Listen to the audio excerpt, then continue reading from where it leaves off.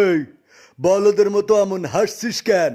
আম্মু, আমরা তো বলদ, তাই না? বলদ তাতে কি? তাই বলে তুই বলদের মতো যখন তখন হাসবি? আম্মু, হাসছি কি আর সাধে?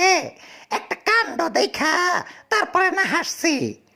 হাসির কি কাণ্ড দেখলি? আম্মু, আগে মানুষ আমাদের মুখে ঠুসি পরিয়ে দিত, আমরা যেন পরের ক্ষেত না খাইতে পারি তার জন্যে। হ্যাঁ, এখনো তো দেয়। আগে দিত কেন? এখনো তো আমাদের মুখে ঠুসি লাগিয়ে দেয় যখন আমরা অন্যের ক্ষেত খাইতে চাই তখন।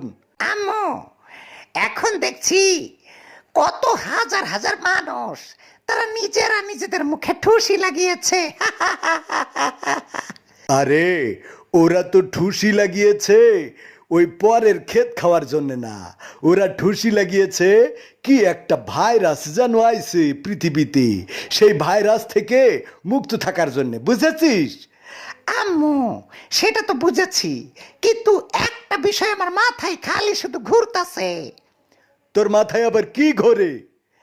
আম্মু, আমার মাথায় খালি ঘুরতাছে, আমাদের যখন মুখে ঠুসি লাগিয়ে দেয় তখন তো আমরা পরের ক্ষেত খাই না, কিন্তু মানুষ নিজেরা নিজেদের মুখে ঠুসি লাগানোর পরেও একে অন্যের ক্ষেত খাইয়ে ফেলে, একে অন্যের জমি দখল করে, একে অন্যের চাল মেরে খায়, একে অন্যের সম্পদ ভক্ষণ করে। এটা আমার মাথায় খেলতেছে না।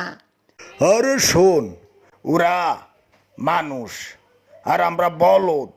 আমরা ঠুসি লাগানোর পরে আর অন্যের ক্ষেতের দিকে চাইয়াও দেখি না, কিন্তু ওরা মানুষ। ঠুসি লাগানোর পরেও ওদের কন্ট্রোল করা যায় না, নিজেরা ঠুসি পড়েছে তারপরেও অন্যের সম্পদ ভক্ষণ করে খায়। এই জন্যে আল্লাহর কাছে হাজার শুক্রিয়া যে আল্লাহ আমাদের মানুষ না বানাইয়া বলদ বানাইছে, বুঝেছিস?